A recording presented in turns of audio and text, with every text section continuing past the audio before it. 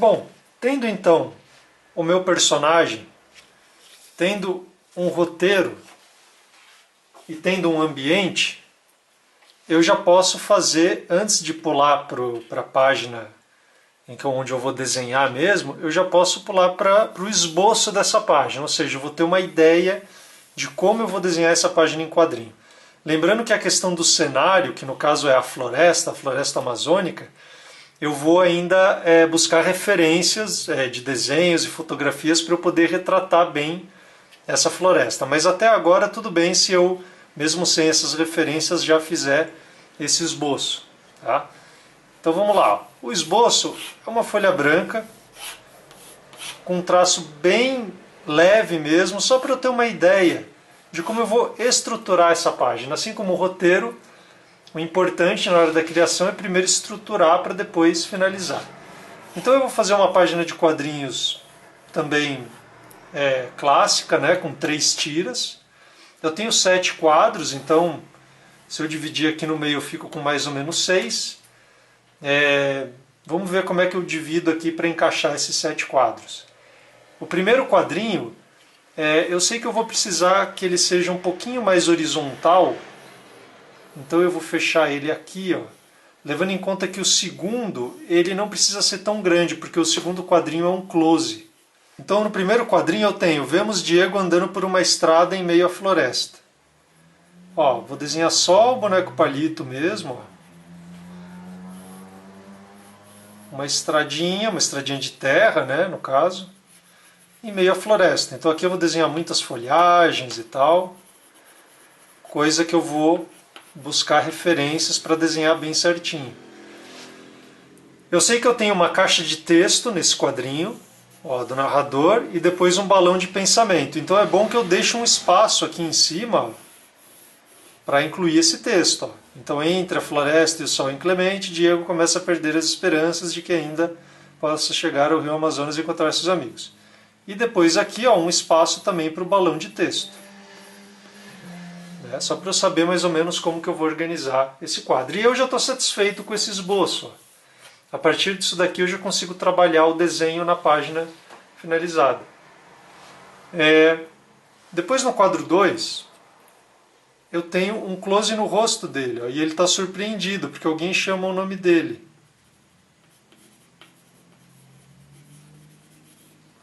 Então é um balão de fora do quadro, né, dizendo Diego, e um balão dele de exclamação. Depois eu vou para o quadro 3, onde nós temos um ângulo de visão, o ângulo de visão do Diego, afastando algumas folhagens e vendo seus amigos Hugo e Raquel no leito de rio, e eles acenam. Eu pensei aqui em fazer um quadrinho bem mais horizontal, onde eu desenho o rosto do Diego visto assim, meio de lado, meio de trás, para a gente ter essa coisa do ângulo de visão dele.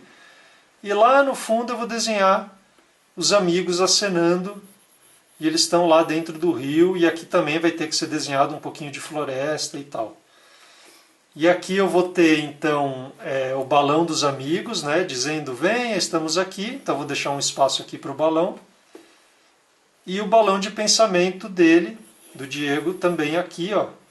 Então, vejam que eu tenho espaço para os 2 balões, ele dizendo são eles, aqui é o Yugi, e ao mesmo tempo eu estou seguindo o ritmo, a direção da leitura. Ó. Então eu começo aqui na caixa de texto, vou para o balão, depois venho para o balão aqui, aí desço, aí venho para esse balão, venho para esse outro balão. Ó. Então eu estou sempre indo da esquerda para a direita, aí volta, da esquerda para a direita, aí volta, da esquerda para a direita de novo, e volta da esquerda para a direita de novo. Então eu sempre tenho que respeitar essa direção da leitura através da localização dos balões. Bom, vamos lá para o quadro 4. Onde eu tenho close no rosto do Diego, feliz por ter encontrado eles. Então aqui eu preciso também de um quadrinho menor, né?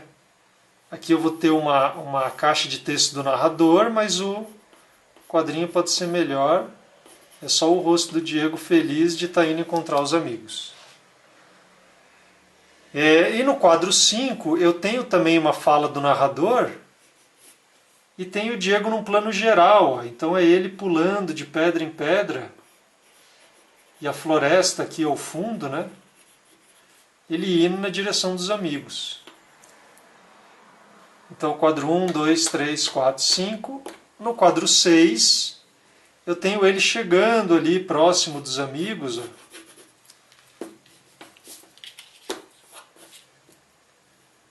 Então eu já posso fazer ele aqui também de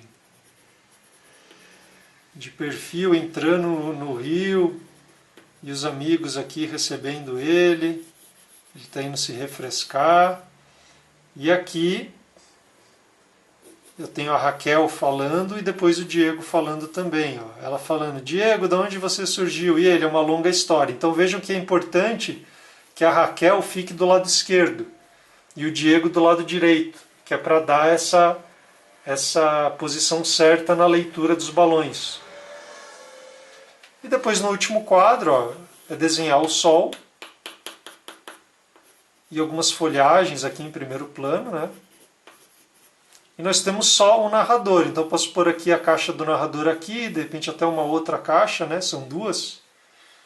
A água do rio refresca o calor escaldante aqui, e depois o sol e a floresta, antes inclementes, passam a ser bons amigos novamente. Então, cabe aqui os dois, as duas caixas de texto e o desenho também. Lembrando que tanto os balões quanto as caixas de texto, elas podem cobrir uma parte do desenho. Aliás, isso é até essencial, né? Senão nunca a gente ia achar espaço para colocar, né, esses textos. Então, quando eu vejo que eu tenho só uma parte que é só cenário, né, que é só floresta, sendo que ela já aparece em outras partes do quadrinho, então eu posso pôr um balão ali em cima. Né? Às vezes até pegando uma parte da cabeça do personagem que não seja essencial, né, que não pegue os olhos ou a boca, eu também posso colocar o balão em cima. A gente vai ver isso com um pouco mais de detalhe agora que eu vou desenhar a página a partir desse roteiro e desse esboço. Bom, antes de desenhar a página, eu preciso buscar as minhas referências. Como eu disse, o personagem a gente já tem, que é o Diego. E o cenário é a floresta amazônica, nessa página específica. Eu escolhi esse cenário porque eu já fiz um álbum onde esse personagem ele está nesse cenário, apesar de eu não ter no álbum essa página específica, mas eu tenho muitas cenas onde o personagem ele está ali no meio da Amazônia, e para fazer esse álbum eu fiz uma viagem até lá, eu mesmo tirei muitas fotos do rio, da cidade, das pessoas, dos barcos, enfim, de todo aquele ambiente, né, da floresta lá de dentro, e me muni de todas essas referências visuais para poder desenvolver as minhas páginas. Isso é muito importante na hora da gente desenvolver uma história em quadrinhos, porque grande parte da história em quadrinhos é visual, é desenho. E é o desenho que faz o leitor entrar nesse mundo, entrar nesse universo. Então é muito importante um detalhamento, é muito importante que a gente conheça o local que a gente está desenhando. É por isso que se você for fazer uma história em quadrinhos uma primeira vez e você não foi para tantos lugares diferentes, é legal você fazer uma história que se passa na sua cidade, na sua rua ou até na sua casa. Você acaba conseguindo exprimir melhor o que é esse lugar e explicar e falar melhor sobre esse lugar, né? E inserir melhor os seus personagens nesse local. E conforme vocês estão vendo nas fotos que eu estou passando, em comparação com os desenhos, vocês vejam que também as cores são importantes. Na hora que a gente está num local, visitando esse local, as cores são as perspectivas, a forma como são os objetos, como são os materiais que se encontram ali, né, como é que o rio reflete a luz, né, qual a cor do céu. Lembrando que tomar referência visual, ou seja, você ter uma foto do local que você vai desenhar, ou até mesmo dos personagens, não é uma cópia. Quando a gente fala referência, é justamente algo no qual você se baseia para fazer a tua versão daquilo. Então quando eu desenho a floresta, ou quando eu desenho os animais, eu estou fazendo a minha versão desses animais, das florestas, dos personagens, da própria luz, né, a cor do céu, a cor do rio, a cor da floresta. Eu estou fazendo a minha versão desses locais. Isso que é o legal da arte em geral, né, mas do desenho, e jogando para o desenho em quadrinho, é legal desenhar no teu traço, né, o tipo de traço que você gosta e ao mesmo tempo sentir que você está conseguindo dizer, representar aquele local, dizer o que é aquele local. E claro, aspectos culturais, sociais, também acabam entrando nisso, acabam estando presente na obra, né? Principalmente quando você se dispõe a ir até o local e falar com as pessoas e entender quais são os conflitos que existem ali, quais são os hábitos das pessoas. Então, é curioso como às vezes um trabalho em quadrinhos ele acaba se tornando um trabalho também histórico, antropológico, onde você faz uma investigação daquilo que depois você vai mostrar, você vai representar, você vai expressar e vai virar uma obra. Não só uma obra em quadrinhos, mas uma obra artística.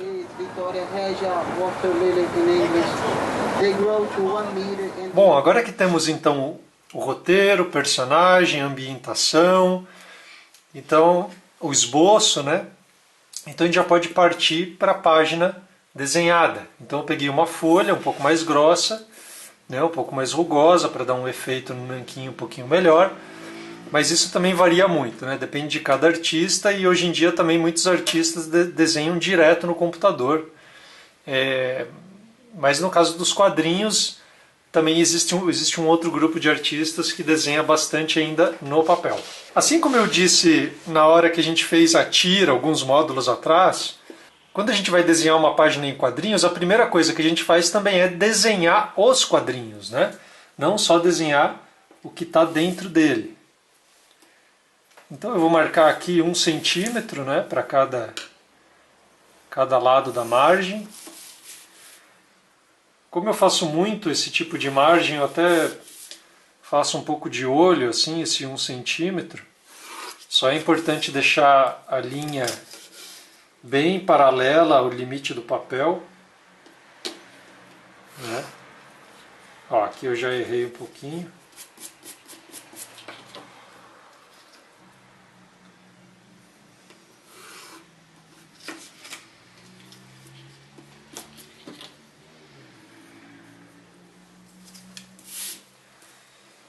E agora eu vou desenhar os quadros, seguindo esse meu esboço aqui. Então, primeiro eu vou até fazer a mão livre aqui, para eu delimitar mais ou menos o tamanho. Ó.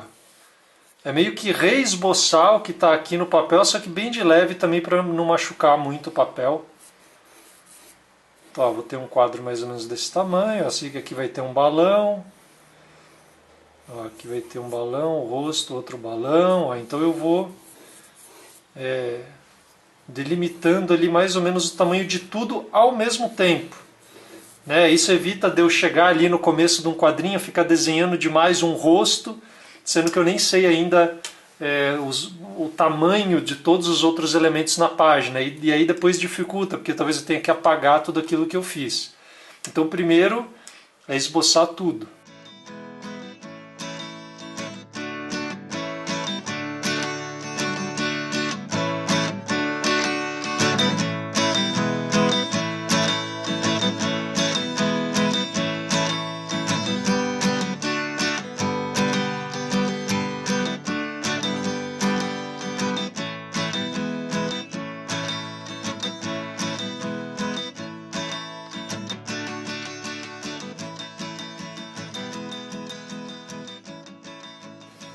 Então, aqui eu pego novamente a minha folha de roteiro, porque tendo os quadrinhos já delineados aqui, eu vou escrever o texto em cada caixa de texto, em cada balão, para eu saber mais ou menos o tamanho dessas caixas de texto e balões.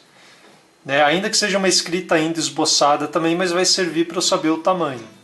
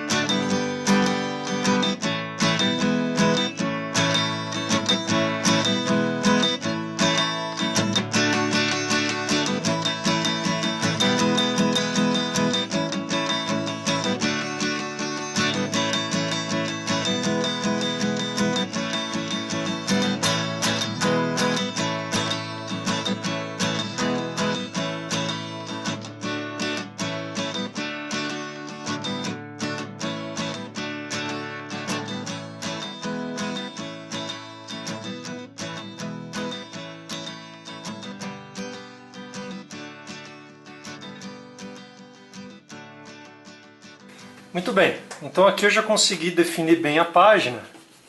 Só que tem um detalhe, no que eu estava transpondo aqui esse desenho, o desenho desse esboço aqui para esse, e analisando um pouco melhor o roteiro, eu fiz algumas pequenas mudanças. Por exemplo, eu tirei esse balão daqui e joguei aqui, eu tirei a caixa de texto que estava aqui e decidi colocar duas aqui, eu mudei o ângulo desse quadro, agora eu vou fazer um ângulo de cima, ao invés de fazer de perfil de novo. E aqui eu também vou fazer um ângulo meio aéreo, ao invés do ângulo de perfil também. Né? Então fiz alguns leves ajustes ali, o que é normal, né? Acontece quando a gente vai transpor, a gente acaba vivenciando ali a narrativa um pouco melhor e outras ideias acabam surgindo. Né? Mas basicamente é a mesma estrutura, a história não mudou, não mudei nenhuma fala, nada. Então agora, tendo isso, eu posso até tirar fora esse agora. Então o que eu tenho é a minha página, né, no tamanho certo, no papel certo. E o que eu gosto de fazer quando eu faço balão e texto no papel é já ir finalizando o texto e balão, para depois sim definir melhor o desenho. Né, o desenho dos personagens e do cenário. Tá? Então vamos lá. Então aqui eu vou fazer tudo com o mesmo pincel também, tá? O pincel que eu costumo usar para arte final, vou usar para as letras e para os balões também. Então aqui eu vou só tomar cuidado para manter a letra sempre no mesmo tamanho, né? No mesmo estilo.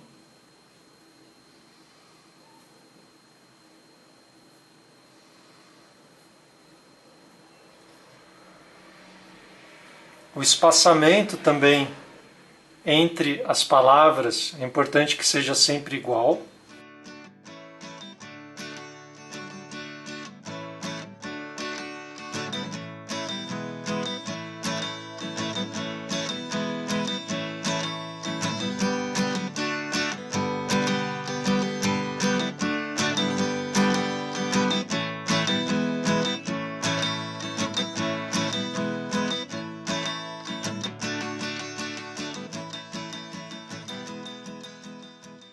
É importante que o tamanho da letra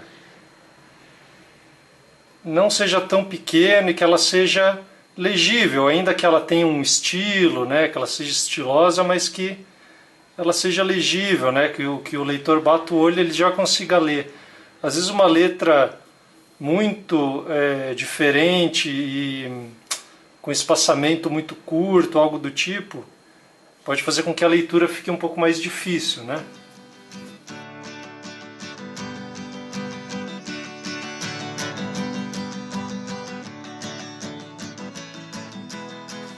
Então aqui eu tenho o meu primeiro quadro já balonado, né, e letreirado. Vejam que o desenho ali ainda está no esboço, porém ele está bem localizado. Eu já sei ali o que eu vou desenhar. Então eu vou partir para os próximos quadrinhos e próximos balões.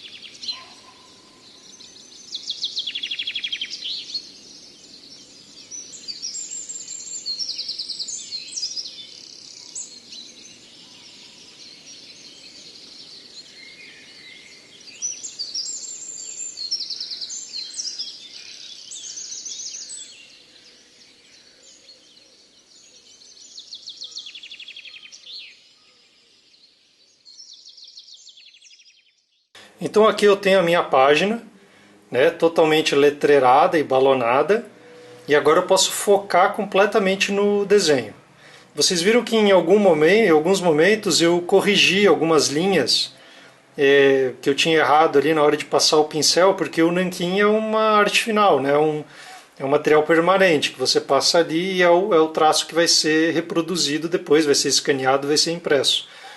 Então, para corrigir tem que ser um corretivo branco, né? E escolar mesmo, normal, que já corrige ali, mas é sempre algum detalhezinho ou outro, né? E agora então eu vou para esse processo de refinar o desenho a lápis.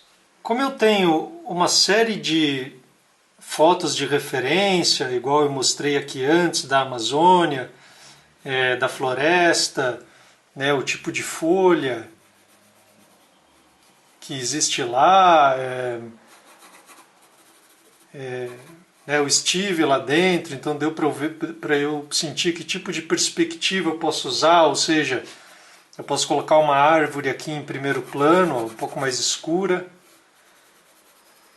e algumas folhagens, porque depois eu vou colocar uma vegetação mais lá próxima do personagem. Isso vai fazer com que eu dê uma profundidade aqui para minha cena, né? Para ela não ficar só o personagem andando num cenário achatado, né?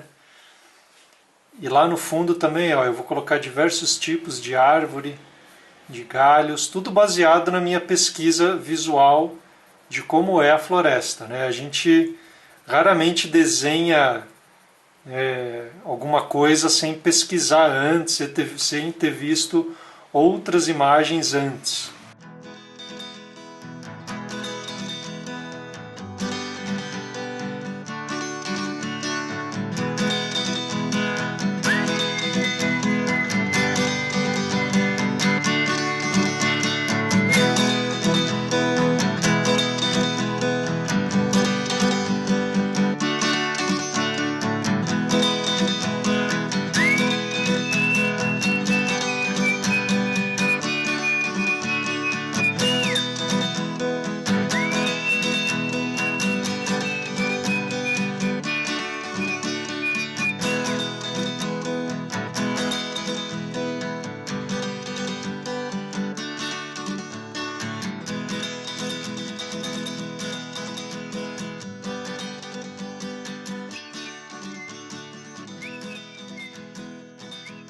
O importante na hora da arte final, além de ter um traço preciso, um traço que uniformize o desenho, que limpe o desenho, é a gente fazer uma distinção entre os elementos que estão num primeiro plano, né, ou seja, os que estão na frente, para aqueles que estão no meio e aqueles que estão no fundo.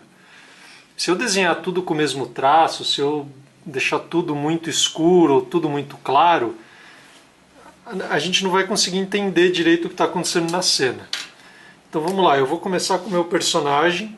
Como ele está bem longe ali, né, ele está pequenininho na folha, então eu não vou conseguir colocar muito detalhe. Isso é uma coisa importante. Eu simplificar a silhueta do personagem.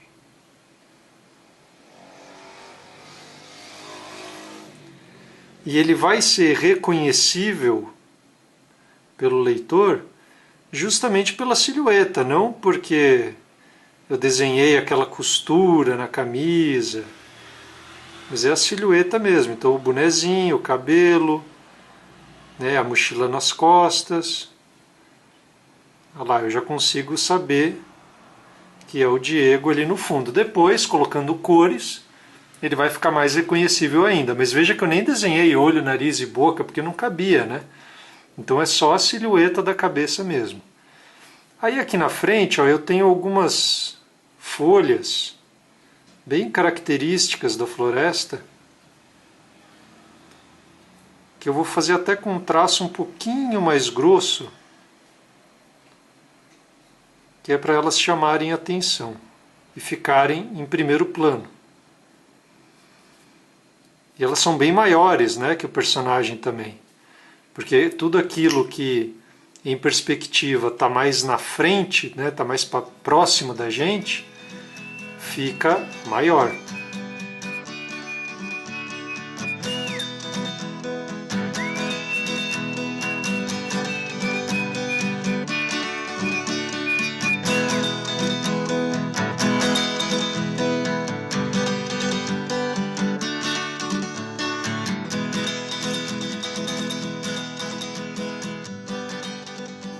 E assim, dessa forma, eu termino essa folhagem aqui em primeiro plano. Então vejam que ela está bem maior do que o personagem, né? E isso daí é até legal para mostrar esse poder da natureza, né? Sobre a pessoinha que está ali andando no meio, né? Mostrar que a floresta é grande, né? Tem uma grandiosidade ali. Mas serve principalmente para dar uma noção de perspectiva, ou seja, de distância entre o que está na frente em primeiro plano e o que está lá no fundo. Ó. Então aqui eu tenho o chão em que o personagem está andando, que é tipo uma estradinha no meio da floresta ali. E depois lá no fundo eu vou fazer várias árvores. Só que eu vou tomar cuidado para fazer elas mais fininhas e mais delicadas, essas árvores, e representar as folhas só com alguns pontos, algumas manchas, que é para dar a sensação de que elas estão mais longe da gente, elas não estão tão próximas iguais essas aqui em primeiro plano, né? Mostrar que elas estão lá depois do personagem, né? Lá no fundão mesmo.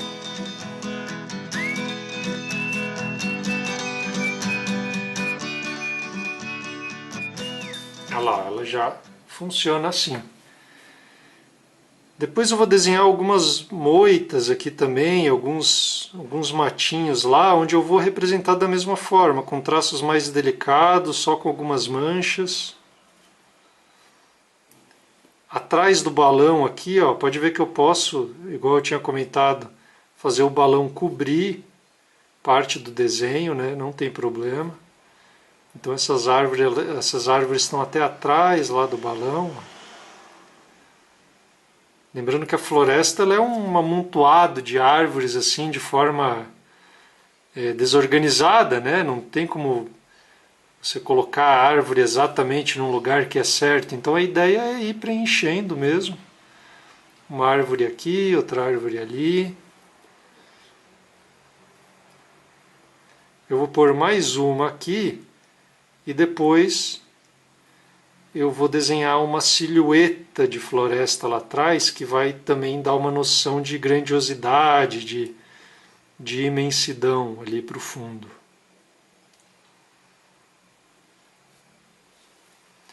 Olha lá, ó. A cena já está ficando cheia, né, considerando que é um quadro pequeno, então também não adianta eu colocar tanta informação assim. Ó. Então aqui eu vou colocar a silhueta de uma floresta com árvores maiores ainda.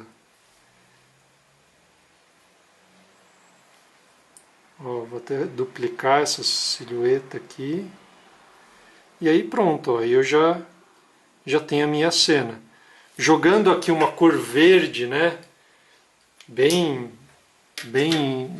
maciça aqui, eu vou criar uma ambientação muito forte dessa floresta, né, igual acontece em alguns quadros.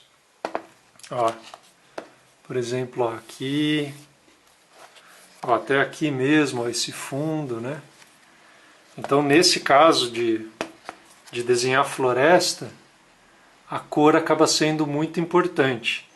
Mas eu sempre começo pelo preto e branco, né? Vejam que aqui eu fiz a mesma coisa. Ó. Eu defini algumas folhas aqui em primeiro plano, depois ó, os personagens correndo lá no fundo e depois eu fui simplificando lá o traço no fundo, né? E depois o verde deu uma densidade ali para a cena, né? Então é mais ou menos o que vai acontecer aqui nesse quadro depois que ele tiver colorido. Mas essa então é a etapa de finalização, de arte final. Aqui nesse quadrinho, como eu disse, o balão também cobre uma parte da cabeça do personagem.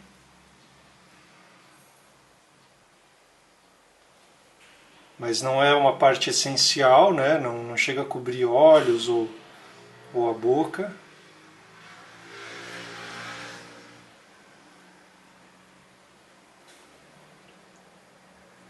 A ideia é dar uma expressão ao mesmo tempo de felicidade e surpresa para o personagem.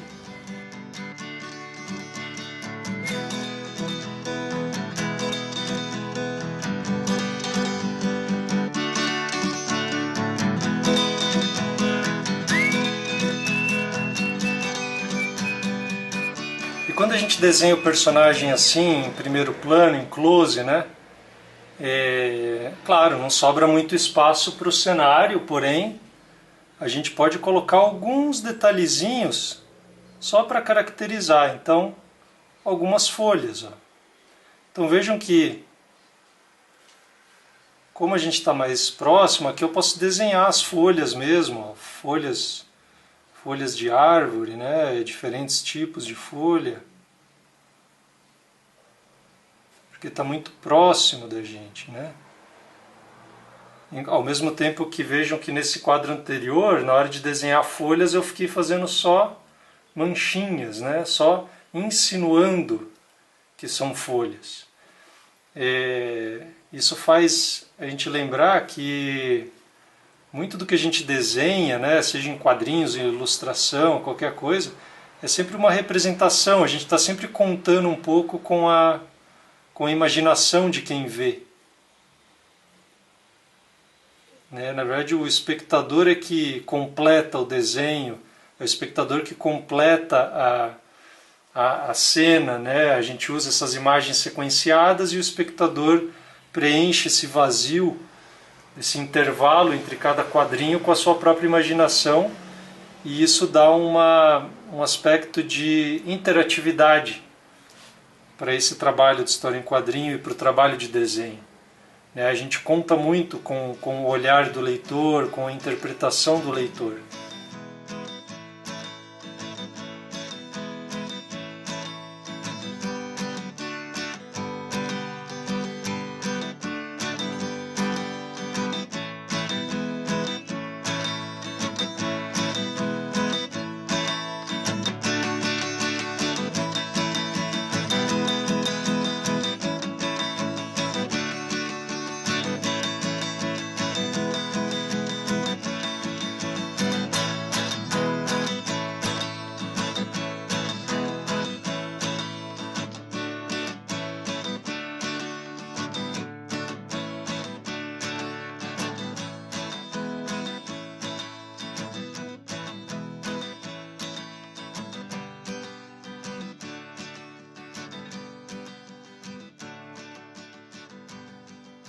Desenhar o personagem de cima é sempre uma coisa mais difícil,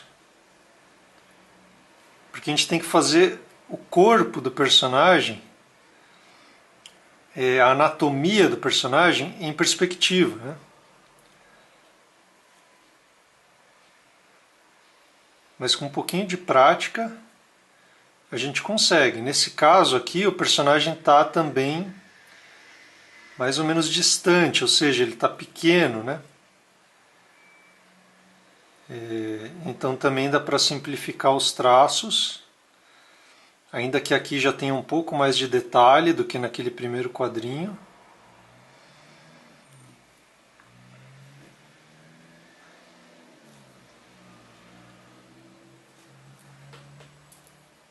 E primeiro eu vou desenhar aqui de cenário uma pedra na qual ele está chegando com o pezinho dele ali, e uma outra pedra da onde ele está pulando. Aqui eu vou desenhar algumas ranhuras dessa pedra e depois algumas outras pedras que estão apoiando ela, e depois fazer uma continuação dela lá atrás. E aqui embaixo dela já tem mato mesmo, né?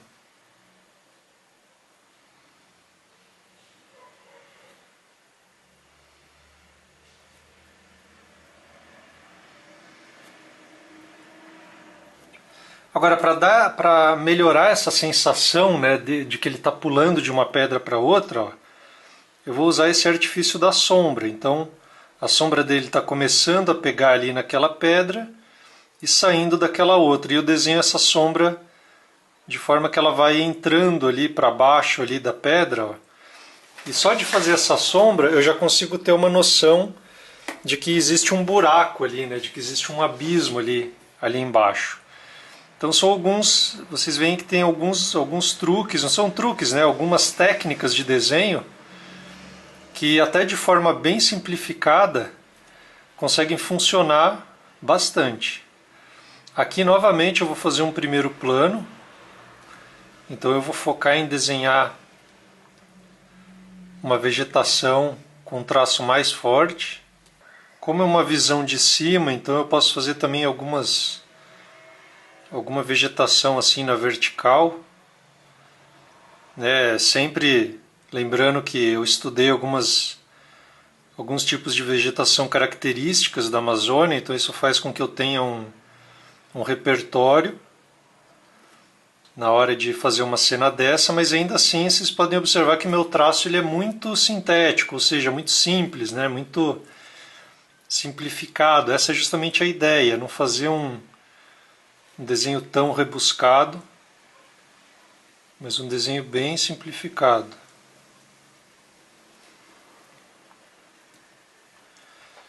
E aqui no fundo vou colocar mais alguns tipos de folha e de árvore. E agora, como está mais lá no fundo, com um traço mais fino mesmo. Sempre lembrando que a imaginação do leitor ajuda a gente a fazer com que o desenho funcione. Ó. Então, com algumas linhas, eu já crio uma vegetação bem extensa. Aqui eu vou fazer uma outra pedra, que é uma pedra para onde ele vai vir, depois de pular naquela ali, naquela outra. E também uma coisa importante é não colocar tanto traço atrás do personagem ou muito próximo dele, porque faz com que ele suma na cena, né? Daí ele vai ficar meio... A gente não vai nem conseguir ver ele, porque é tanto traço, né? Que ele some. Então aqui, ó, eu vou recorrer àquele artifício da silhueta de novo, ali atrás das folhas, e das folhas em manchas, assim, ó, só para a gente entender que tem folhas, mas sem sujar demais, né? Ó, aqui eu vou colocar até uma árvore, assim, um caule, que emerge ali das folhas também. E depois os galhos vêm se espalhando. Aqui onde eu estou localizando ela não vai chegar a influir tanto. Agora, se eu colocasse ela muito perto do personagem, aí já ia bagunçar um pouco a cena. Ela ia fazer com que a gente perdesse o foco do movimento do personagem, que é isso que a gente quer e precisa ver, né, nessa cena específica, né? Olha lá, e minha cena está pronta. Vejam que sem muito rabisco, né? Eu consigo fazer uma cena até bem ampla.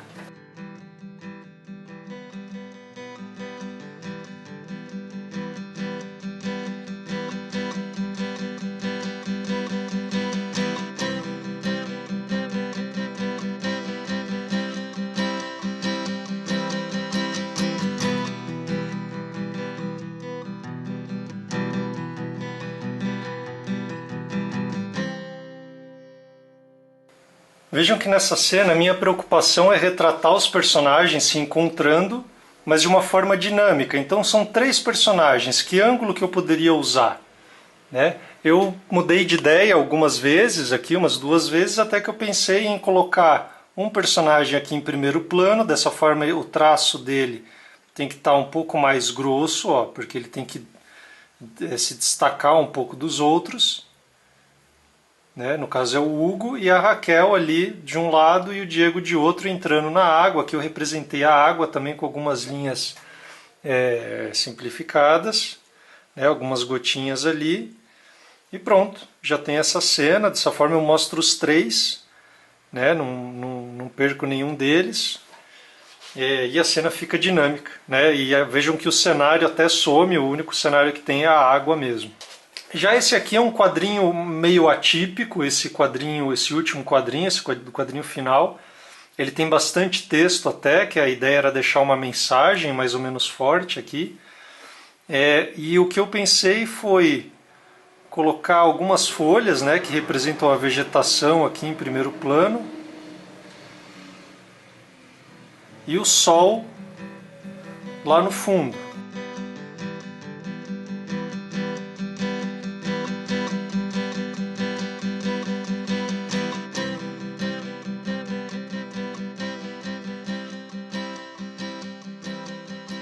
E na hora de representar o Sol, como é que a gente representa? Bom, se eu colocasse uma bolinha amarela ali, já seria o Sol. Eu poderia representar ele numa espiral, igual eu estou pensando em fazer aqui. Mas o Sol pode ser representado também de acordo com aquilo que ele quer dizer em cada cena específica. Então, se é um Sol que está te matando de sede, ou se é um Sol de verão que tá sendo agradável. Então tem várias formas, né? Aqui, como ele está sendo representado como algo que foi terrível, né, e que agora é agradável, eu pensei em colocar algum tipo de espiral aqui, né, para pegar essa forma redonda e ao mesmo tempo hipnotizante. Então você vê que sempre tem sempre tem que ter um simbolismo, né, por trás de uma imagem.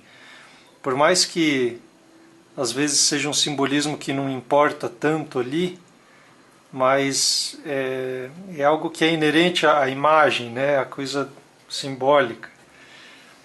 Aqui, claro que as cores vão ajudar também depois, mas eu vou fazer aqui algumas linhas, como se fossem linhas solares, né, linhas de luz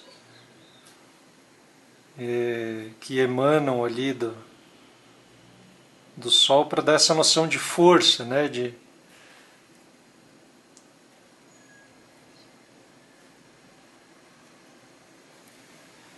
Então o Sol junto da floresta, e assim eu já fico mais satisfeito com essa cena, apesar de que eu vou colocar aqui algumas pequenas correções, só para suavizar essas linhas, né? Não pode também ser um nanquim preto muito forte, que aí acaba ficando muito pesado, né? O nanquim, ele é uma tinta que acaba pesando muito se a gente usa demais. Então, depois de ter a página finalizada no nanquim, eu passo a borracha tirando o lápis. Dessa forma, a página completa fica apenas no nanquim sobre papel, que é a arte final que a gente chama.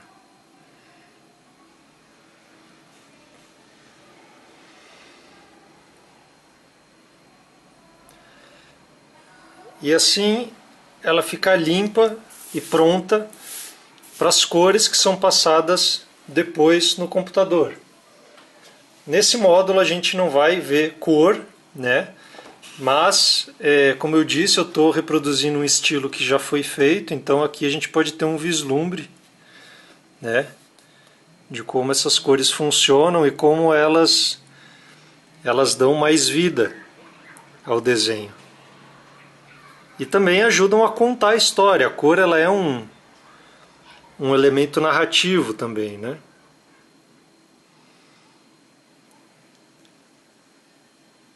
E até vocês vejam que cada personagem tem uma cor de roupa diferente. Então a cor também ajuda a gente localizar os personagens na distância, né? O nosso olho capta eles com mais rapidez, e a leitura de quadrinhos, como é uma coisa muito rápida, né? Muito dinâmica, isso acaba facilitando muito.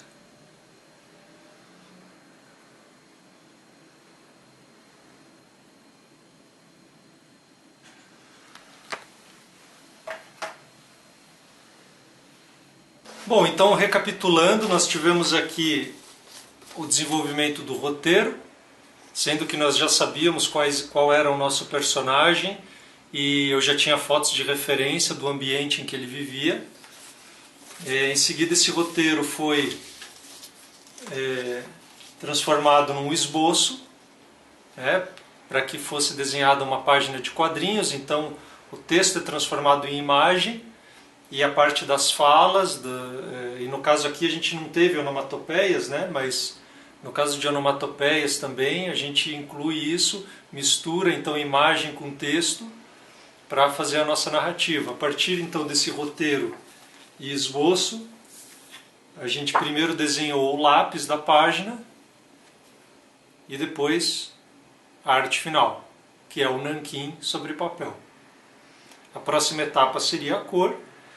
No caso eu já fiz balão e letra na mesma página do desenho, o que é uma técnica mais tradicional das histórias em quadrinhos, ainda que hoje em dia muitas vezes essa etapa de letra e balão seja feita direto no computador também. E assim a gente termina a nossa aula prática. Espero que vocês tenham gostado, que vocês pratiquem. E lembrando que, claro, só praticando para a gente se desenvolver nessa técnica narrativa que são as histórias em quadrinhos.